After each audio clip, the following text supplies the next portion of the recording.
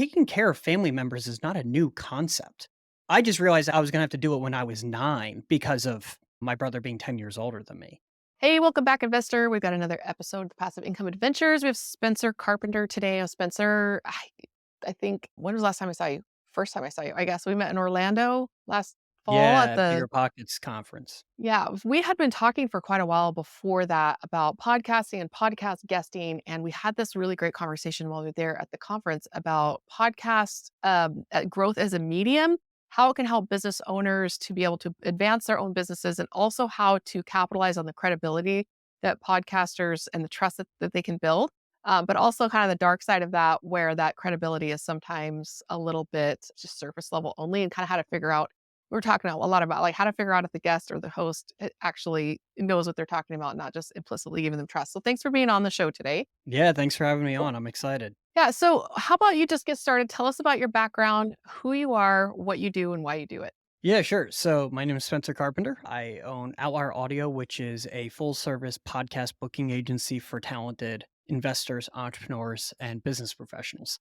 And my background actually comes from 15 years in the music industry, where I started booking concerts in my hometown and then scaled that up to doing multi day music conferences and festivals. And I ran some small record labels and stuff like that. But pretty much all along the way, I was always dealing on either side of talent representation.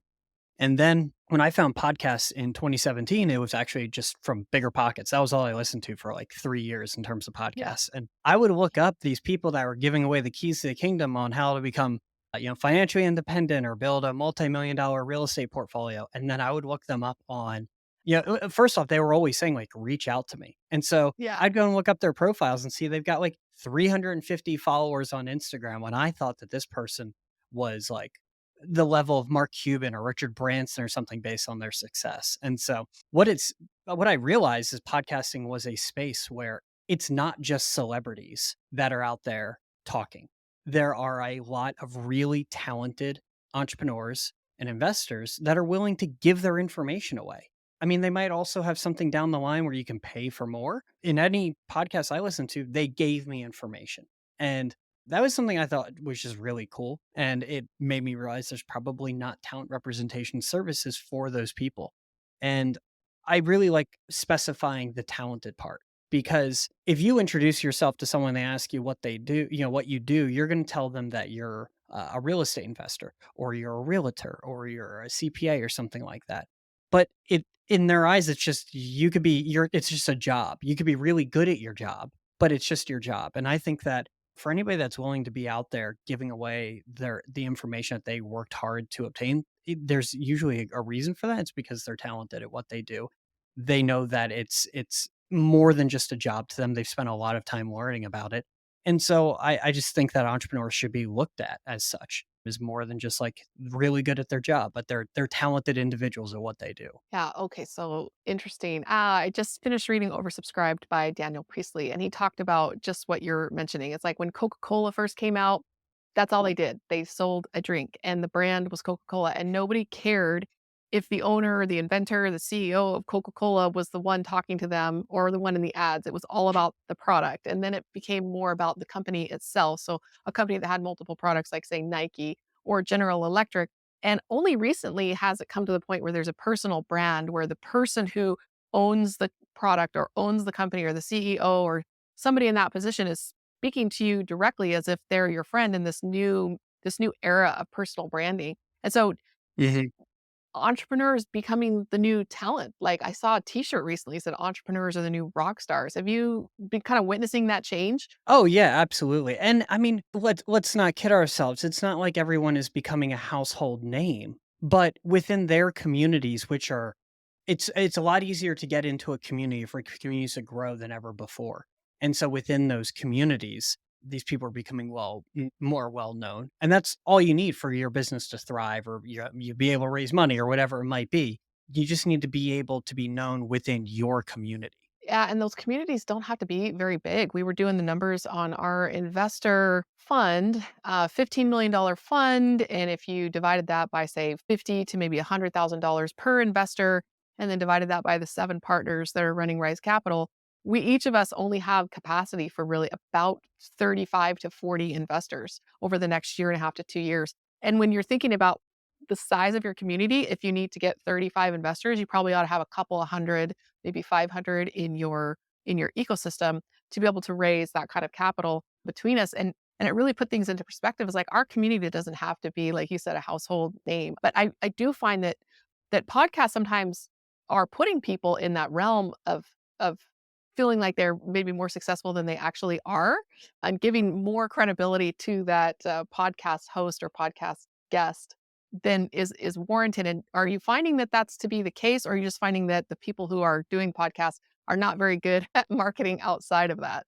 I mean, look, every podcast is different, every host is different. They're all independent entrepreneurs that have different reasons for why they're doing what they're doing and bandwidth, and systems and all that stuff. I mean, there are certainly, I remember someone that I worked with for a little bit that he had a pretty successful real estate podcast on a very successful investing network. And I don't think Hmm. he had done a single deal after doing like 100 interviews.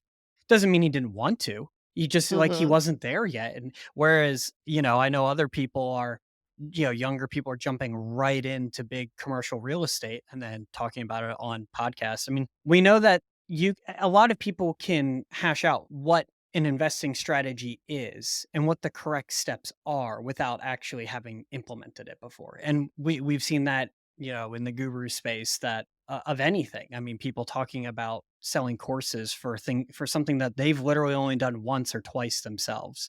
Doesn't mean the information isn't good, but should take a little bit of inventory as to whether or not that is the person you should really be, hitching your wagon to. And Hmm. I know from my own space, I try not to, especially being a newer investor myself. I'm 32. I see people 10 years younger than me doing so much more than me. And, I try not to do that comparison because, I go at my own pace, but also I know that a lot of young people are I just imagine a lot of young people are making mistakes along the way. And I'd rather learn from the person that is far more experienced, even if they're posting a lot less about the deals they're doing. Yeah.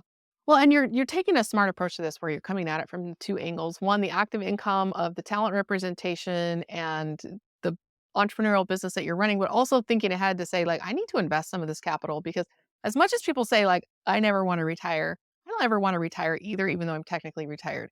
I feel like that word itself strikes fear to the hearts of all entrepreneurs. I never want to retire. So tell me about when you got to that point where you're like, I need to start putting some of this money away and investing it so they don't have to work forever, so I can choose to work forever. And because most entrepreneurs don't think that way, they are either shoveling all their profits back into their business to keep it afloat or to grow the business. And they never feel like they have enough left over to go and invest. So tell me about that fork in the road for you as an entrepreneur. Where you're like, I gotta do something different here. Yeah, well, it actually came long before this business, which was that, I have a brother that's high functioning special needs. My mom had to liquidate her 401k in 2008, and my dad, I don't think he has any type of retirement vehicle. And so I've just known from a very young age that there were going to be people in my family that were going to need help. And whether or not it's my responsibility, I've always felt that obligation to be able to help. And so going to school to get, a business degree and then get a job was never really something I thought as a viable vehicle. Meanwhile, I was jumping in the music industry making $200 a week, which, nothing, but to try and learn skills. And so then when, it kind of came to I did need to start helping some family, I moved out of the music space into doing more things that would allow me to generate more income while still not getting a job. So I Ubered. I started a photo booth rental business. I started being a for hire event planner for different conferences and things like that. And it wasn't until COVID shut down the music industry that I saw an opportunity to help all of these entrepreneurs that were stuck at home. But I mean, to your point, now I just have a service based business that is reliant on me having new customers coming in all the time. And, I am able to provide something that's really valuable to people. They value and they're willing to pay me for it more so than things that did in the past. But that doesn't mean I want to have this business that I'm relying on other people's coming in all the time either. I do need to have some passive income. And so it kinda just made it more apparent to me, especially as I worked with more real estate professionals, that it is important to have that income on the side. I mean, I think we all learned that from COVID, whether you had a job where you could work from home or not. But then now going into the industry, with AI, coming for so many jobs, it's just more important than ever to have some base level of passive income or something that is appraising in value as time goes by in case you need to tap into it. What you're describing, that family story that you shared, and thank you for sharing that. I know sometimes huh, I think there's a fine line between being authentic online and sharing yourself and also kinda oversharing, and so sometimes it's like we want people to get to know us and our real stories because we want people to be able to identify with the journey that we're taking, but at the same time, I find myself often very uncomfortable when when I feel like I'm sharing a little too much. But that experience you have kinda shows you, like, when you don't have the choice to retire or not. Like, in a way, almost retirement is almost forced on some people because some life circumstance happens where you're caring for a loved one full time or something like that. Like, what that realization does to you and thinking, "What would I do if something happened and I couldn't work anymore?" Either something happened to you or to a loved one. So, is that part of your process, like, part of your thinking process? I mean, like I said, share as much as you feel comfortable sharing. I know it's a personal story. Yeah, absolutely. I mean, and again, I've had plenty of people tell me that my brother being born, with needing some help is not my responsibility. But like, who else is going to take care of it? Like, I'm not, I've decided that that's on me, and if someone else can help me along the way, that's fantastic. And it's not just him. To your point, taking care of family members is not a new concept. I just realized I was gonna have to do it when I was 9 because of, my brother being 10 years older than me. Needing people to move in with you because they can't afford to live elsewhere, health problems, just being in a car accident and needing that none of this is new. It's just so many people don't think about it until it's already happening to them. So this isn't even a factor of entrepreneurship or being an investor or anything like that. I've said to all my musician friends, like, you guys spend 10 months on the road while paying for rent the rest of the year that in a apartment you don't live in. Like, you should have some property that can make you money on the side. That way you're not just paying it to someone else. Every family, if they can, should have a property that is appraising in value so that they can pull against it later. The reason real estate was so enticing to me, I mean, I was reading Rich Dad Poor Dad at the time, and Yeah. what else are you going to invest in after reading that? But I was like, if nothing else, if I can have 3 properties that are paid off and my family can live in them, then at least it's not an expense on me. Their housing is taken care of. It doesn't have to be a mansion, and maybe affording vacations is going to be tough, but heating and shelter and electricity and running water are taken care of. And that is a lot of what you need. So that's kind of where I, fell into, wanting real estate is if I can get to a massive portfolio, that's great. But if I can have 3 properties paid off that can house my family at the end of the day, that's really what I need out of it. Yeah, it makes a huge difference. I mean, there's a lot that I don't share because I feel like there's some medical privacy that I need to be aware of with some of my family members. But we were in a situation recently where one of my family members needed some more care and wasn't able to find it. And so we had to take care of it. And it's a financial burden for us. I don't want to sound like it's a burden in general because caring for other people, it's a privilege in a lot of ways. But financially, it definitely we're not coming out ahead on that one. And it was a real eye opener for us when this family member wasn't able to get the help that he needed from other family members. And obviously, it was more our responsibility than other people because we're more closely related. But at the same time, it felt like, hey, we gotta take care of this. This is a long term kind of a thing. And so to your point, it's like you start thinking about not just real estate as a means to build wealth or make money, but just the basic shelter that you've got a paid off house can provide. And you need a lot less money to pay property taxes and utilities and all that. So is that kind of what made you start listening to the Bigger Pockets podcast? Like, how did you stumble across that, and what made you kind of start going that rabbit hole? Because that is essentially what then led to your entrepreneurial decision. Yeah, so a friend had brought it up to me. We were already talking about, buying a property. He's like, "You should listen to this podcast," and that was just how I found it. He had already been listening for a little bit, but yeah, I mean, how I fell into the position I'm doing now is, during COVID, I was just looking for something else to do. I didn't know when music was coming back. I was brainstorming some ideas with friends, but it really resonated with me. Like at this point, I've been listening to Bigger Pockets for, 4 years, 3 years or Mhm. something like that. And now when people said, "Reach out to me on Bigger Pockets," yeah, yeah, Brandon Turner used to always say, "You can message me whenever you want." That wasn't an option anymore. I'd gotten to Yeah. the point in the podcast where they're like, "You can't hit me up and ask me to go get coffee with you anymore. I'm Yeah. busy. I got a lot going on." And so for me, this was something where it was still like, how can I get in touch with the people I've been learning from and provide value? Mhm. Because it's no longer enough for them for you to buy them lunch, and they have brokers, and I'm not in a position where I'm going to go find them a deal that they want to partner on at this point in time. I Mhm. just didn't see that as viable. But I can provide them with talent representation services that I know no one else is providing. And I've now listened to a lot of these people for years and learned about their strategies. And so I know what is a conversation that I've already heard a million times and what's a new one, or what to push for. And maybe just topics that are relevant right now, but I'm not hearing on many podcasts. That's the kind of thing I'm in tune with. And then even outside of real estate, I mean, I've just always been fascinated by the ways people make money. Someone out there, is the largest ice chest producer for 7-Elevens on the East Coast. And it's like not sexy at all, but it's super interesting because that person's a millionaire. So like, how did you find that niche? That stuff has always been fascinating to me. And so if I can find talented entrepreneurs out there and help them spread the word about something new or just something that people want to hear about, then that's what gives me a lot of meaning in what I do. It just so happens that like real estate is an area where I know a good bit. And it is just funny how many people I end up working with that like I can recall stuff from their episode and didn't realize it was their episode that I listened to Mm. years before. It just so happened that I ended up working with them later on.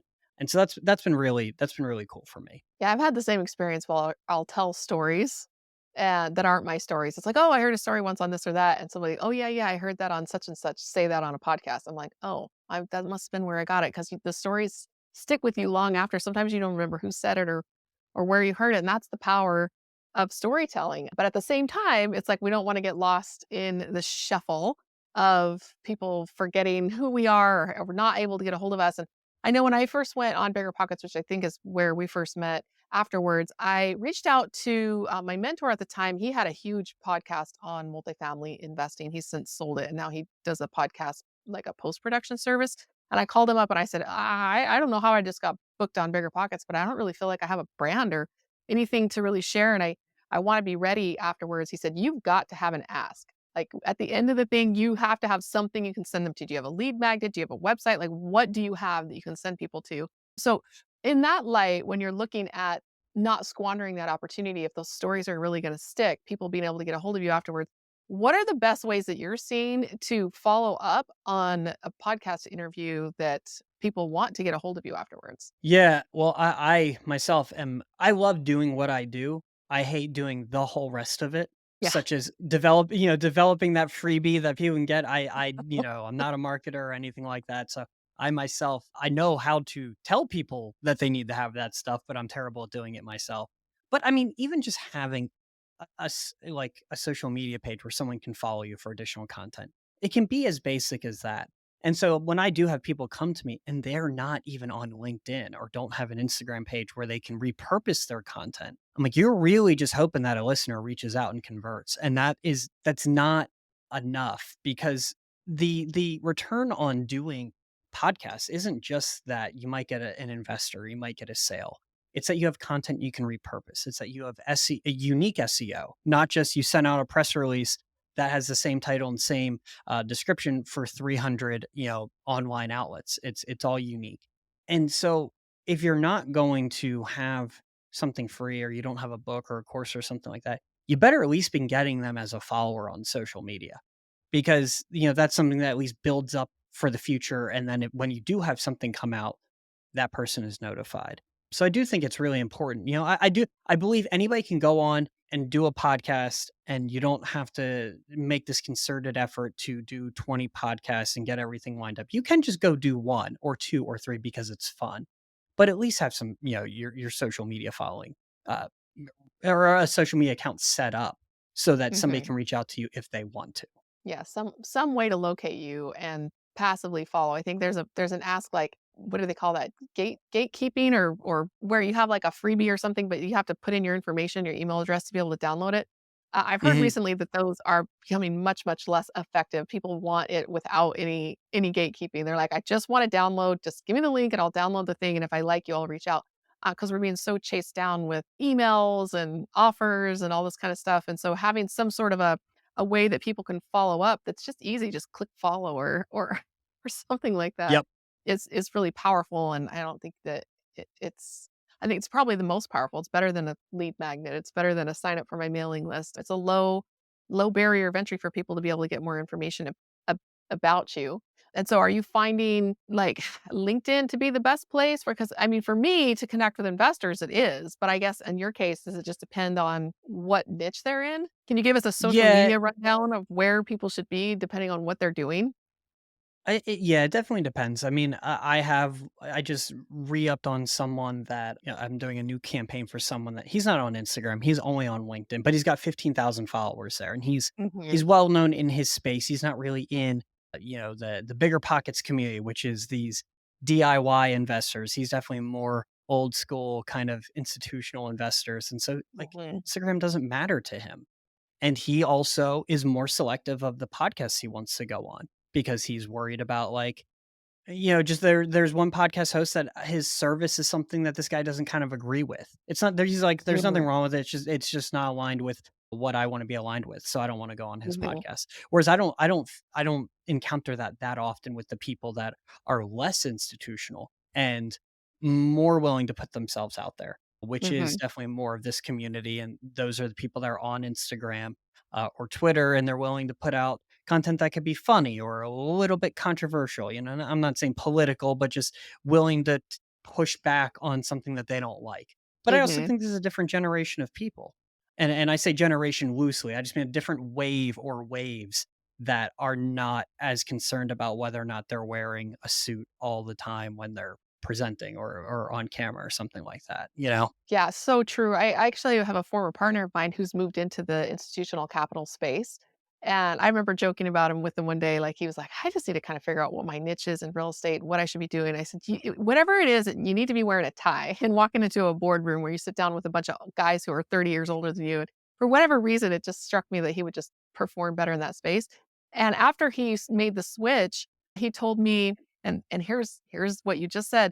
He's like, if you are a mailbox money kind of person and you're putting yourself out there all over social media and podcasts, like institutional money does not want anything to do with you. And that was shocking to me the first time he said it. But I think you're right. It's a generational thing. It's like these old schools or good old boys type of mentality, whereas things are now shifting. Even institutional money guys are spending more time getting their own podcasts out there. And so are you seeing that podcasting is aging? Because my biggest listeners are in that 18 to 25-year-old bracket, which is surprising to me because they're not accredited investors. My ideal investor is a Gen Xer age, 40 to 45.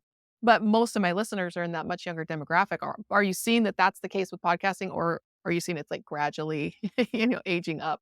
It really depends. I mean, the reason that you're getting 18 to 25-year-olds is because they understand that they can go learn anything they want on the internet. Whereas if you're seeing podcasts being started by people a little bit older, it's because they're forward thinking enough to know that they need to stay on top of this because they're not done accomplishing their goals. But I guarantee they're not the ones learning how to edit the podcast. Yeah, They were able to, they true. found who they can With hire because they engineer. have the money to do so.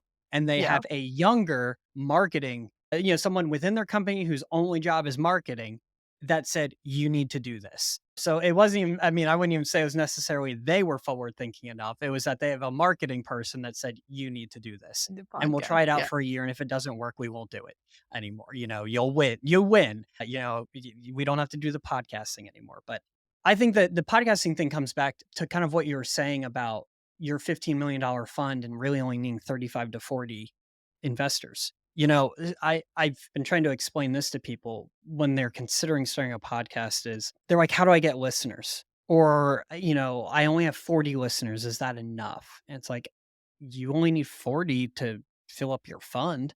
So if you can get to 400 and 10% of them can actually be investors of yours, it's a total win. And you're not nearly the size of Joe Rogan or and, bigger pockets or whatever. You didn't get close to that. You didn't have to spend the money or the time building a brand that big. You just needed it to be big enough that you filled Mhm. your fund. And I spent months promoting concerts that 13 people showed up to Oh. over July weekend. So that means I didn't get to go away because I had this concert and no one even showed up to it. So if you can have a podcast with 15 people that show up every single week and you didn't have to go rent a venue or pay for pizza or whatever to get people out, or you can host a meetup even. I host a meetup in Lancaster, Pennsylvania because I wanted everyone to know who I was because I don't have the time to learn who everybody else is by going to their events. So make them all come to me. I mean, the first event, we've had anywhere from 3 people to 20, but I guess my second event, I got an investor that wrote me a check for 45,000. He's now invested on all 4 deals I've had. And so it's all been worth it because of that one guy that came in. Mhm. So that's what I think about whether you're concerned about getting institutional money in or being young or old or anything. So the bar for success is so low, no matter what direction you go with it, that it's worth it to try. And if you don't want to start your own podcast, go be on someone else's. A lot of excuse making, I think, that even that question I just answered, "Oh, or am I too old for a podcast?" Or are the only people who are listening to podcasts so young they're not my ideal client? Or all of this kind of stuff. It's like what you said before, like, let's just do it for a year or 2 and then reevaluate. I mean, Alex Hormozy says all the time about YouTube. He told his guys, he said, "We're gonna do it for 10 years and then we'll see if it worked." And 10 years is kind of a long time, but 2 to 5 That's a long very timeline, reasonable. but yeah. But that's kind of the way that we have to think. Entrepreneurs, this is not a get rich quick overnight type of thing. It's a get to work every single day. And podcasts can be a pretty powerful tool in that tool belt. But like you said, you're just expecting people to hear you on a podcast and then go and convert, which just doesn't work that way. There's a lot of follow up that has to happen to get those conversions. I mean, that guy didn't just walk into your meetup and be like, "I like you. Can I write you a check?" Right. Right. Yeah. Well, and I also it's kind of like being an author. Once you're a published author, you get to always say you're an author. And Yeah. in your bio, even if you stop the podcast, you get to say the former host of so and so show. And it's there. Wow. And the person reading the bio might not go listen to it, but they'll see that you had 50 episodes. And maybe they actually do see a name that you got in the meantime that they do know. That does add some credibility just from scrolling through or something like that. I mean, there's lots of ways that it's can benefit you. Okay, so you bring up a good point there about being an author, and you always get to say you have an author. Kind of gets me wondering about intellectual property of residual income. I mean, you being in the music industry and seeing singers, songwriters, especially having royalties off of their intellectual property, was that a route that you ever considered going down as one of your streams of income to get some kind of royalty income? Where you're like, I don't write songs, like that's for them, that's not going to fit for me. And is that one of the things that kind of made you think like, well, what can I do to get some of this residual income into my pocket? Yeah, actually, so I bought the domain Outlier Audio 8 years before I started this business. It was actually that while I was in music, my first outside of promoting my own concerts when I was 15, when I was 20, I got into MLM. And I was around a lot of young entrepreneurs that were killing it. And but we were listening to Jim Rohn and Bob Proctor and Robert Yeah. Kiyosaki and Les Brown. And I'm like, all these people are like 40 years older than us. We can go record an audio anytime we want. They all say the same thing, they just use different analogies. We can do this right now for all of you guys. And it didn't kick off the way it just didn't kick off quickly enough. And so I just kept the domain forever. And so actually the first thing I was talking about doing with a friend when I was trying to figure out what to do during COVID was I was gonna help people put out audiobooks. Um, Mm. and I was like, "You don't need to pay." Like, let's take the same concept, but instead of just calling it audio, I'll say audiobooks. You don't need to do a printed book anymore if you don't want to. Just do an audiobook. It's the same thing. The digital technology is there. Let's just do that. And I was, trying to go down the route of you can pay me an upfront fee to just get it all out, or you can pay me a much less fee, but I get a cut of this. And I just figure if like I could get like 100 people do that, one of them would kick off enough that the royalties, were worth it. And then I could continue doing this like talent representation kind of thing where I look for other opportunities for them. Maybe it's not my main thing, but I can look for those opportunities to push things along, which is what I like doing. And so I was talking to a friend about it, and then someone else is like, "You know what? No, you shouldn't do that. You should be a manager for entrepreneurs." And I was like, I don't know what that means. That really just sounds like an assistant and or Yeah. like a connector. And I'm like in a little farm town. Like I'm not in New York. I'm not in LA. I can't just be a connector. He's like, you know what you could do? You can get them booked on podcasts. And I just immediately was like, I don't know if that's a thing, but like, I know I can do that. I used to book Mhm. tours across country for metal bands making $100 a night. I can surely go get someone that is much more capable than those bands on podcast. That's the way I looked at it. I was like, I don't even there are very few times in life where I've thought to myself, I just had the confidence I could go do it without digging in further. But I was like, I'm like positive I can do this. And so for the next month, I just started cataloging podcasts, podcasts of different categories and niches and who the contact info was and who would be, who the ideal guest is. And then got started finding clients. Okay, so I wanna ask you a question. I wanna ask every guest this question. I don't think I ever have because it always makes me feel uncomfortable. But for whatever reason, I really wanna ask you because of some of the things you said. How many streams of income do you currently have? 3, I guess. Yeah, I mean, that doesn't mean I haven't tried to do many more that just didn't produce much. Yeah, but but like I have a 5-unit building in Harrisburg that me and my partner have never taken money from. So I don't count that. It's mm, there, but we've never taken a draw from it. I have the photo booth rental business. I have, even what I've done with flips, I've only paid myself $2,000 one time just because I've mhm. reinvested it. So, I just recognized I did a lot in my 20s that's finally starting to pay off a little bit in my 30s, whereas many people, you know, put their head down and focus a lot more in marketing and stuff like that, and were able to accomplish a lot more in their 20s, but, I'm comfortable with the way I did it. Yeah, multiple streams, entrepreneurs tend to think about how many businesses they can start, whereas investors tend to think about how many things they can invest in, that delayed gratification. And like, I can put this money away and it's not going to cash flow right away, but eventually it will. It's building equity, it's appreciating. Eventually, rents will go up and this will give me a nice little income. And just being able to be patient and wait. So do you find yourself to be more of an entrepreneur or more of an investor? An entrepreneur meaning like, oh, I'll just go make my own money versus an investor who's like, I want my money to be making money. It's definitely a tug and forth between both. While I say I only have 3 revenue streams, like, I've been in Bitcoin since, like, 2014. My real estate partner had the second ever LLC registered to say they were going to invest in alternative assets, meaning cryptocurrency. So, Hmm. like, I've had that forever. I do own silver, because my uncle scared the shit out of me and he's a prepper. I'm not I don't buy it anymore, but and I've never sold any to turn into income, but I have it. Like, I've done a lot investing over the years that I just never really taken anything from. But as I get older and I have more responsibilities, I do have a partner, bills and stuff like that. I also have to chase cash flow. And so that's kind of something that is at the forefront of my investing moving forward is that I've been doing flips as a way to get more capital, but I'm jumping in at a time where it's really hard to make things pencil unless you're getting it at a good deal. And so Hmm. what I'm really more focused on right now, instead of buying multi like a lot of people are, is trying to get land that I can then hold the land notes because it's a lot cheaper to get in. And the land notes cash flow wise can be a lot more than a door.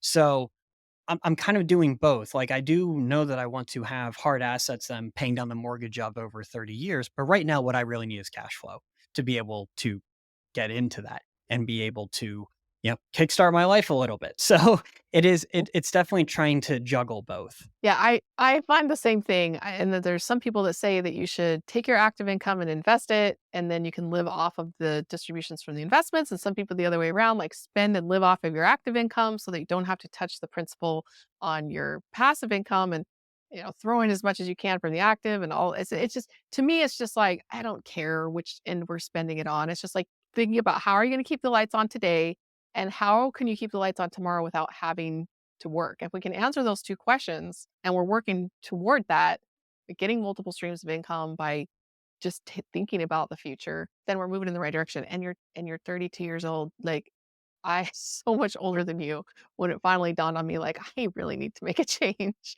You've been working on this for a lot more years. Well, the one thing that I think is left out of the conversation all the time is you can boast as many, percentage wise great returns as you want. But if that return is on $1,000 and you're talking about 15%, like I can go to Costco and spend $150 and on candy bars and sodas and go to Philadelphia and sell it on the street and make way more than you're ever going to return to me in a year with that Mhm. 15% return. And do I want to do that? Absolutely not.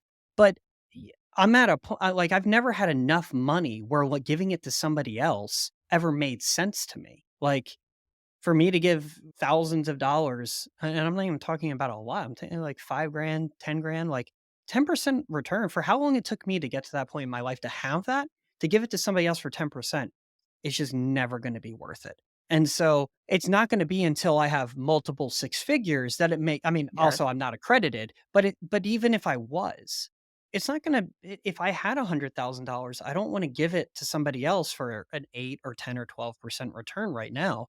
I need to use that to double it or triple it over the next few years, Mhm. and then I can put some of that to work with someone else. I mean, that to me, that seems a way better than me trying to go learn the asset of large multi, because I that's at least at this point in my life, that doesn't seem interesting. I'd rather go give that to you or someone else that I've met in the community that can focus on that, and I'll focus on generating more cash right now with what I have. Yeah, yeah, and such a good point. And so many people think real estate businesses equal real estate investing. You mentioned flipping, and you flipped something so you could have some money to invest. You didn't flip something so that you could say, "I'm a real estate investor." That was that was a business, like an entrepreneurial type of activity. And so being able to separate the fact that investing means you have portfolio income. You put money into something, and then that money compounds and returns you investment. And how you didn't really get tripped up in that whole, to be a real estate investor, I need to flip houses or wholesale houses or any of that. You recognize from the get-go that real estate investing is not running a real estate business. Those are two different things. So holding a couple of properties, smart idea, but being like, do I really want to go out and take down a couple of multifamilies? How about I just do what I'm really good at and make some good money doing that and The invest flipping, later? actually, the flipping wasn't something I actually even wanted to do. It was just, you know what it was? After 3 years of working with all of these real estate professionals, helping them become more successful with it, meanwhile, I haven't bought another property. I was like, "I just need to go do something. I need to do Hmm. more. I need to get into a deal." And it just so happens that the 2 properties that fell into my lap, that's what they were good for, is flipping. And I've now just come to terms, like, I'm still not trying to scale up to doing 5 or 10 flips at a time. I think that's how a lot of people, every story I've ever heard of a flipper going bankrupt, it was because they were doing too many and then an Yeah. unexpected thing in the market. I'm trying to learn as much as I can from the people that have dealt with these Yeah. problems. I think that anybody can manage having their capital in 3 flips and figure it out even if there's an economic downturn.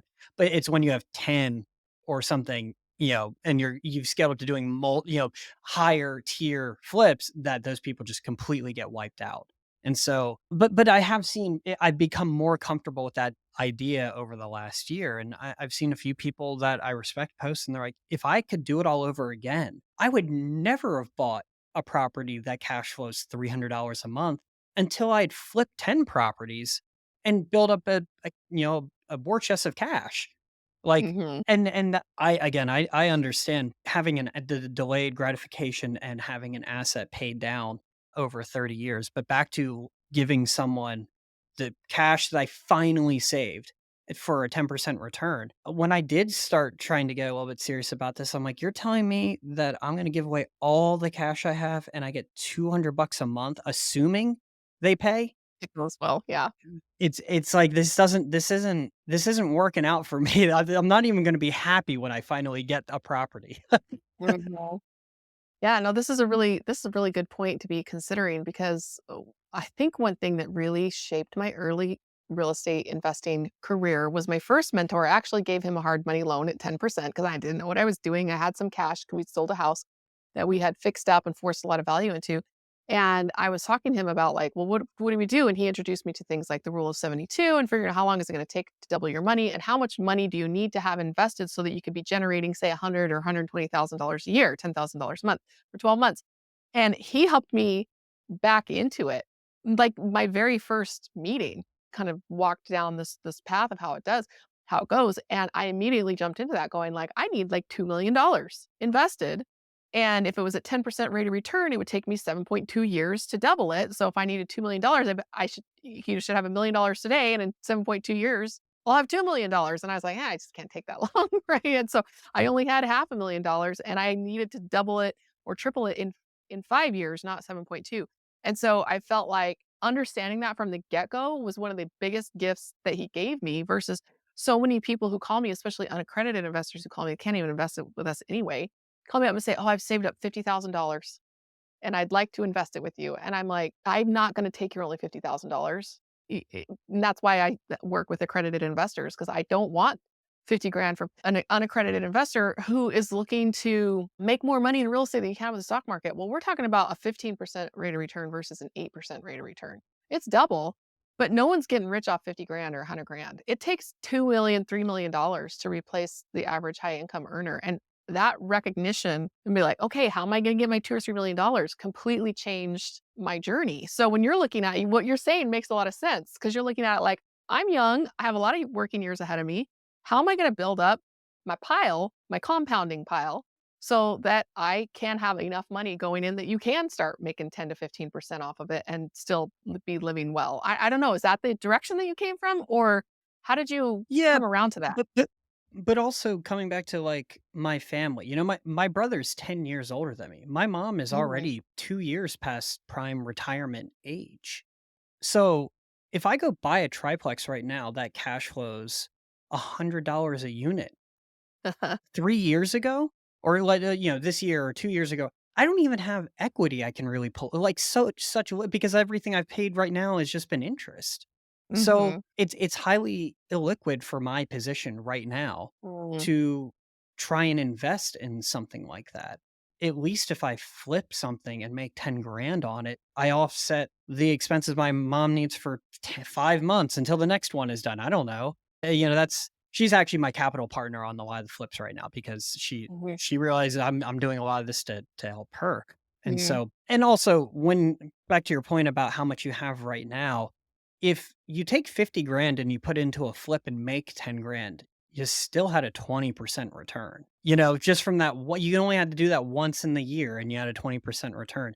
As you get more money, that 10,000 is not nearly as impactful percentage wise, but for my first flip with my mom for the capital I put in, I had a 200% return because I put in 10, borrowed hers, and we made 20. So it like especially when that in the beginning, that percentage difference is way more impactful than giving it to someone that where they can get, a hard money loan return of 8% or 10% or something like that. Mhm. You don't have to do it forever. I one of the guys that I first started working with said, "You can invest in whatever asset class you want, however you want to, but you need capital to do it." And so Mhm. he said he actually recommends people just get into ground up development with spec homes. And that's very daunting. That's a big task. But he said if you learn it one time and do it once a year with a profit where a low profit margin on a spec home is usually 50 grand. He's like, you just add 50 grand a year to your yearly income by doing one home a year. And you don't have to invest in syndications or do flips or anything just learn how to do this one time, get good at it, and you just added 50 grand a year at a minimum. And that was really, I mean, it comes back to what people's goals are. Um, for a lot of people in America, if you told them learn this one thing and you don't have to scale up a business, you're not you're not learning Facebook ads or anything like that. You're just dealing with someone that knows how to do what you hired them to do and then having your real estate agent sell it. That can change a lot of people's lives if that's all they wanted to do with it. I'm hearing a theme here. You wanna buy some land and spec home thing. I don't know. I think like my friend, I said, "Get into institutional capital." I'm making a prediction for you. I see you doing something along the lines of throwing together a small neighborhood, 3 to 5 houses, that once a year, even every other year, build some specs on it, sell one for a custom build, and off you are. And I know somebody who does this. She's a friend of mine. I've known her for quite a while, and she's approaching her later 50s. And she's to the point now where she's like, okay, all these years I've been working so hard and spending it, and I realize I should have been setting some aside to invest it. And to realize that in your mid-40s or your mid-50s is a pretty scary place to be. It doesn't matter how much money you're making, it matters how much you're keeping. And so your perspective on, yeah, let's make this go faster, let's ramp this up, let's make as much active income as we can, then thinking ahead to be like, and then like how do you make sure that it continues to feed you? You're building a golden goose, not a Christmas goose that you're just going to eat one time. Yeah, well, it's funny, you said the 4 or 5, like, where my mom wants to retire, there's, like, only a few fields where you could develop. I'm like, "If I could just put 8 homes on that, sell Yeah. 7, hers is paid for." That was Yep. exactly what I was thinking. And my town is, like, this weird suburb that's an hour outside of Philadelphia, but it's also has nothing here. It's just a bunch of development homes, and the town itself has grown a little bit, but there's 3 complexes, and they're all built in, like, the '50s, '60s, or '70s. Hmm. So no one is building more multi here. I'm like, I'm not again, I'm not trying to get into large multi or anything, but if I could learn how to develop a 4 unit and then do it again and again, or 12 at a Hmm. time or something like that, I can get into multi here in my town. I can learn how to build the home that I want and hopefully not have to pay a premium on it to somebody else. Like these are, I mean, those are just all the ways I look at it's back to like Robert Kiyosaki and like not oh, what is it now? Not how can I afford it, but like, what can I afford, but how can I afford it? Can't remember exactly, but I don't wanna pay a mortgage. I don't wanna pay a mortgage for my house. I just wanna sell like 5 others and have that buy my house. Yeah. That's the way I live. Yeah. Well, it's interesting that in this podcasting community that you're creating of talent rep, how many mentors you're getting in the process of that. Do you I've feel said like, that to everybody. I have oh, 2 dozen highly qualified mentors that I can call anytime I want. Do they really have the time to deal with all of my problems? No. But if I need to, I can. yeah, then you've got to be strategic about it because there are people that I welcome in my life to mentor them. And I recognize that I have mentors and I'm just careful about how often I reach out. And as long as we're respectful of their time, I think that it really ends up working out to people's advantage. So you're getting this almost double advantage. You're building a business around podcasting, but you're also building it around a group of people who can really help you in your longer term aspirations, because this podcasting thing, that's not going anywhere. This business can keep you a long, long time as podcasting grows in size and podcasting becomes a higher credibility platform. It's like you mentioned the audiobooks. It's like you're plugging this audiobook in and you don't even need to print a book. People give me free books at conferences all the time. I never read them. And most of the high performers that I know are 99% audiobooks. And so being able to shift over to that audio format with either audiobooks or podcasting, it's brilliant. And your music and recording sound background, it just seems like a really good fit for you. So I like how we're kind of weaving podcasting and real estate investing kind of in and out of this interview. But let me ask you a couple of questions for those people who want to book podcasts, either a host that wants to get the big guests on or a guest that wants them to get on the big shows. What are the big top do's and don'ts about booking big guests or getting on a big show? I'd say don't reach out to a big I mean, be critical, not too critical, but be critical of your space. And like, Mhm. if you've only done 3 interviews, don't reach out to Grant Cardone. Yeah. It's not, you're just not there yet. You don't have to be embarrassed of the size of your podcast or anything, but just, don't, sometimes you only have one opportunity and you just Mhm. want to be able to, strike when the time is right, or when Okay. you don't at least have a reason to believe that it's not a wasted shot. Mm. But then being on podcast, there's so many podcasts out there that are, and they have a variety of things they're looking for. Some people started off and they said, I'm going to just interview my friends. And now 2 years in, they are interviewing Grant Cardone.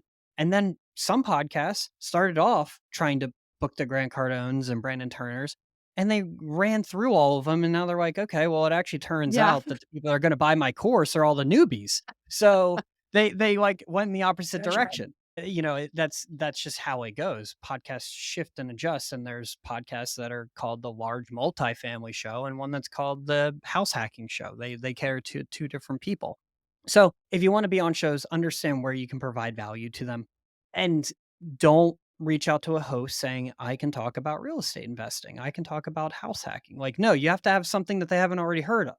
Like, you don't necessarily have to have reinvented the wheel, but you have to have an angle of attack that's going to be something new for the listener and gives the host a reason to believe you should be on the show. And sometimes that is your story. It could just be, the situation you found yourself in, what you overcame to get to the point where you're at. And sometimes it can be the content itself of what it is you're presenting. Yeah, I mean, just in this conversation, I don't think I'm an investing expert by any means, but you've mentioned that there are a few things I said that are a little bit different from some of the other people you've heard. And so that's where I was able to provide some value from my own unique experience. So those are but you can do this through something like called Podmatch. Podmatch is a great place that it's kind of like Tinder, but for podcast hosts and podcast guests. You make a profile, it gives you the layout. You then submit yourself to shows, and there are hosts on the other side that are actively looking for guests. That's where Mhm. I always recommend people get started is they go to something like Podmatch, and it's like $20 a month or something like that. And it is, in my opinion, the best platform for people that just want to take getting on podcasts or booking guests into their own hands. There are Mhm. other tools out there too. There's podcastbooking.com or podcastguest.com or something like that. I don't know.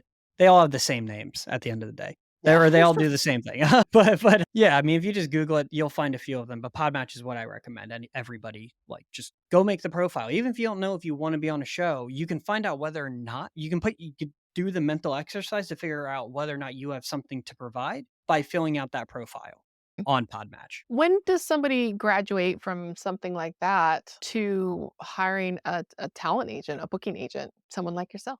Yeah, I mean, I got this. I will say, like, anybody can go do what I do. You might not have as much success because I'm 4 years into it, but anybody can send an email. But it just comes down to like, where's your time best suited?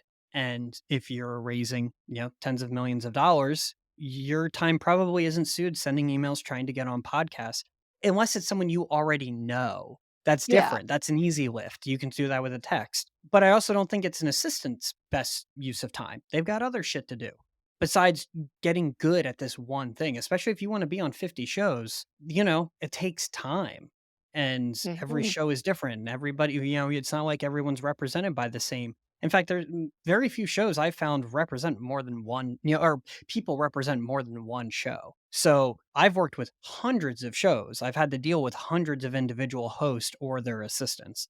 And year to year, those assistants change or they Mm. switch over to a VA. Let's just be quite frank, VAs can be great at some things, but they're not going to Podmatch or BPCon or learning about real estate investing to understand why one person is a fit or not a fit. Whereas I at least understand, yeah, there are times I've had a flipper on a multifamily show or a multifamily investor on a flipping show, but it's because I was able to convey to the host why I think they'd still be valuable. Mhm.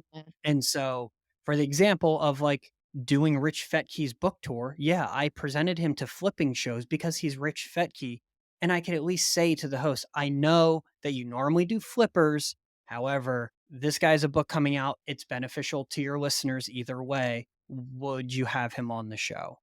And Matt Faircloth, he's mainly in multifamily at this point, but capital raising is important in all areas of real estate investing. So I can pitch him to Yeah. whatever show I want. That's nuance that like whether it's a VA or an assistant, like they just might not get. And especially if you hire some other marketing professional or PR company, like, look, again, I'm not like this super successful entrepreneur, but I am an entrepreneur and I understand what it is my clients do, which puts me in a position to be able to convey that message more clearly than just someone that's doing this as a job.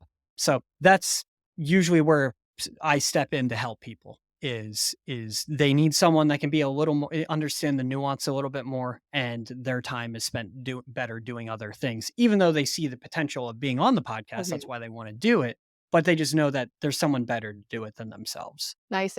Great answer because when you are in a high dollar, high income, or high profit margin type of business, really zeroing in on specialists. I mean, to me, it would be cheaper to pay a talent placement agent than it would be to pay my employee or my 1099 or whatever to go and do that thing and to become an expert at that thing. We just kind of have to think about like what's the best ROI? We do this in real estate all the time. It's like, "Oh, I would never buy a luxury property because they're really expensive."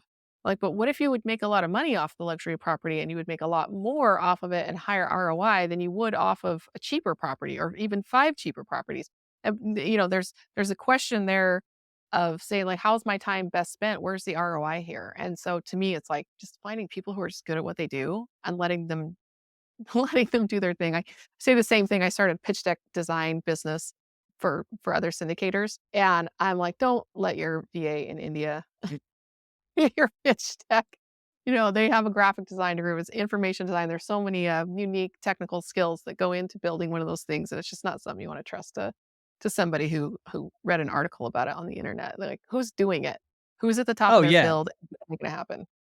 And me coming to this conclusion is just from listening to all the real estate investors talk about it on Bigger Pockets for years. Mhm. Yeah, them talk Yeah, about where their time is best suited. I'm just using their logic against them to get my sale. yeah, that's true. It's like, I heard you say this on a podcast, and now I'm going to hold you, see if you're put your money where your mouth is. So, all right. So, tell us a little bit about your experience working with guests. Like, what are some great stories that you have where you just felt like, wow, I really just nailed that? Yeah, I mean, I my obviously I like getting sales and that sort of thing, but why I do this is because I like supporting talented people. I started booking concerts because my cousin's band already had 3 guitarists. They didn't need a 4th, and I wasn't very good. But I wanted to be involved, and I wanted to support them. That's like where I got into the music industry, was just wanting to support people. And then as I found more entrepreneurship stuff, I was like, I want to be able to support these people too. And so, coming from music, I was never in a spot where I was going to have an artist on Coachella, but like I can get my talented entrepreneurs on the biggest podcast. So, and I have. That's where I get a lot. That's like, having people on Motley Full Money and Rich Dad Radio Show and Pat Flynn. Like those are where I've gotten the most enjoyment. But I had a client today call me and say, I've done a lot of traveling with him, and he only wants to do podcasts that are in person. He's willing to take that expense. And Mhm. he said, just so you know, because we don't see $20 transactions come into his charity that often as a result of doing a podcast. It's just hard to quantify that way. But he said that someone heard his story. They have a charity golf tournament each year, and they want to donate the proceeds to his foundation this year. And last year, what they raised was 50 grand. So that's where I get really excited. And also I love being able to do the crossover between what I think is funny coming from like the music world and then bringing it to the entrepreneurship world. So I represent Brandon Novak, who is on Jackass and Viva La Bam.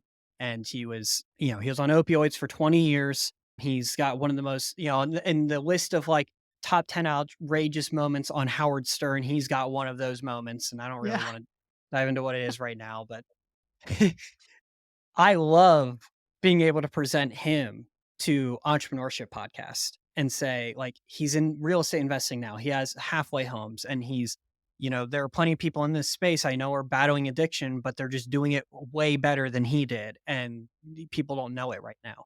I want to be able to get his message in front of them and share some funny stories along the way that they're not going to hear from most of the other, real estate investors. That's the stuff I really love doing. And, you connecting me with James Brandolino. I reached out to you because you had him on the show. I'm like, how has nobody had this guy on podcast yet? And I'm Yep. getting him on investing podcast, but I booked him on like a true crime podcast. And, that's stuff I like. I just really find that fun. That's Yeah. where I think it's cool. And I've had a lot of success with podcasts, really convincing them to have someone on that they should not have had on in any other circumstance, and then coming back to me and saying like, that episode did really well because it was different.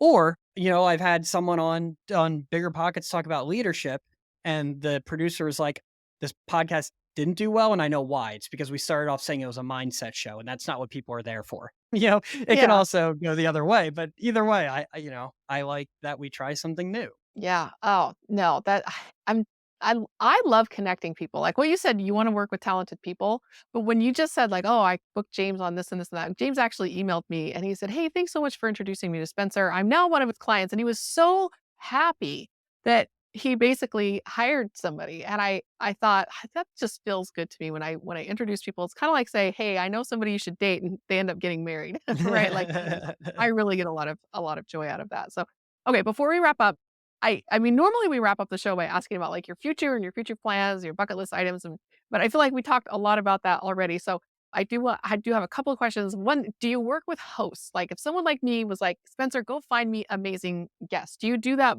just for the guest to book, or can you also help hosts find great guests? I can find hosts book guests, but I'd rather just give them my guests for free than have the responsibility of finding them week to week. Part of it is just if I'm going to take on the responsibility, it's usually at a price that the host doesn't want to do. But yes, I can do it. And if they say like, "Can you just go get me these 5 big name people and I'll pay you a fee?" Yeah, Mhm. I can do that. That's what Okay. I like doing. But I mainly work to get the guest on podcasts. Okay. Yeah, but it's nice to know where to turn because I actually think I'm a better guest than I am a host. People are like, "Oh, I'd much rather be a host. I get to control the questions and I know where the interview's going." And when I'm a guest, people ask me stuff and I'm like, "Freeze." And I'm like, "No, man, I'd rather be on the guest side of things all day long." I feel like I'm just better at it in my opinion, but to me, it's like I have to have this podcast and I kinda made myself do it, and now just after a year, I'm just starting to feel like I'm coming into my own interview style and my own way of researching and preparing, and it's definitely like, it's way harder to be a host than it is to be a guest, but I don't know. Have you seen that with your guests? Like, do It's a they trade love off. guesting? Yeah? Yeah, I mean, it's a trade-off. You put in more time in and resources in being a host, but you also get to control the narrative. You get to control who you talk to, and you are building credibility by again, you're now a published author in the podcasting space. You're a podcast host, and that means that no matter who you talk to, if you run into Richard Branson, is he going to come on your podcast? Probably not, but you do have something to invite him to. This is not much different than having that freebie for someone. At a networking event, you're a podcast host and everyone wants their ego stroked. I Yep. said that I knew that I could do this business. Literally 50% of me knowing this business would work was knowing that people like their ego stroked and that I could sell them on that part without Yeah. telling them that's what I'm selling them on. Okay. Well, I mean, it's totally true, it works that way. I don't know if I've ever really thought about it quite in those terms before, but when I go on a podcast now, I just say, "Go listen to my podcast." That's like my lead magnet. That's like my call to action there is go check out my podcast because here I get to say like at the end, come invest with me, partner with Rice.com and set up your phone call and all that. And I get to have basically sponsor my own show and do my own Mhm. ads every single time. Where I guess as a guest, I get to do that too. They're like, "How do people get a hold of you?" So, But when you go to with something that like Bigger Pockets, you can give out hundreds of cards, but you didn't, how many of those people reach out to you or do you remember to reach out to? It's hard. But if everyone you gave a card to also knows you're a podcast host, mhm. you can bet they're probably going to ask you for something, and that's to be on your Oh, show. And then how you can then capitalize on that is up to you. that's a great idea. That was worth the price of admission right there because I give out business cards and I try to get people to schedule some time on my calendar, like investwithemma.com and let's talk about investing, right? But the follow through on that is very low. But I said, yeah, you should give me a call. Like we should get you on the podcast. The what do you call it? The conversion rate is much higher. Exactly. Very, very few people are like, "Oh, no, I don't feel comfortable." Like, most people will respond to that. That's a really good idea right there. So, Not go listen to my podcast, schedule time to be on it. there you go. Ego is Okay. stroked, and you're gonna get that conversion. Man, now I need a vanity metric. Like, investwithemma.com is my, like, go to my calendar and book thing, but now I need, like, a interview with Emma.com or what? Don't steal my domain. I'm gonna be a domainer after this. I need a new vanity one just to be able to send people, like, "Go book a time on my show." Wow, okay, yeah. See, I get more out of this, I think, than the guest gets because I get to ask you all the questions, my selfish questions. That's the investment of being a host. You get to do what you want with it. Yeah, awesome. Well, yeah, okay, there are some benefits. I find it so much more for me, it's just a lot more challenging to host a show than it is to be on one, but so, I always ask every guest the same question. I've forgotten it a couple of times, and audience members have actually, like, reached out and be like, "You forgot, like, why aren't you asking that question anymore?" I'm like, "Oh, I forgot." But how do people get a hold of you? But I always ask, most importantly, why should people get a hold of you after the show? Yeah, I mean, you can email me or message me on Instagram. It's just my name, Spencer Carpenter. I'm on LinkedIn. We also have Outlier Audio on Instagram. But the reason you reach out to me, even if you don't think that, you need to hire me to go get you on podcast, if you want to be on podcast and want resources or some feedback on what you should be pitching, I'm always down to help people with stuff like that. So feel free to reach out and also just lots of people don't know what a good topic to pitch is. I'm pretty good at that part. So that's why you should reach out. Yeah. Oh, man, and we give out So much free value, y'all, like listeners to the conversion rate. Let's say it's going to be a 5 or 10% conversion rate. We're putting out so much free content. Like, go enjoy all of that and don't feel one bit guilty about enjoying all that free content. We're only looking to convert maybe 10% of the people who interact with that free content. So you can, if you want to be one of the 90% who just enjoys the free content, like that is part of our plan. so, Hmm. so definitely don't hesitate to reach out, Spencer. Thank you so much for the interview, Outlier Audio, and for sending me some really amazing guests. And I will continue to refer some of my guests to you who want to get on some more shows. And this is how we get business done. It's just by networking. So be sure, everybody, if you want to get into real estate investing, that you don't mistake investing for an active business. But if you do want an active business, we have a free club for that. It's riseclubcapital.com. It meets every Monday night at 5 p.m. Mountain. We just recently changed the time. So make sure you check that out at riseclubcapital.com. If you want to jump on my calendar, investwithemma.com gets you straight to me. If you want to talk to some of my partners, partner with rise.com. And I suggest you meet all of us because we are really a team and we all specialize in different things. And we would love to talk to you about investing passively or how to help you build your business, whether it's a real estate business or just any other thing. You want to connect with anybody that I've had on my show and you forget or whatever, just reach out and we'll make sure we put you in touch. So thanks so much, Spencer, for coming on the show. And it's really been a pleasure working with you these past couple of months. Thanks again for having me. Have a good one.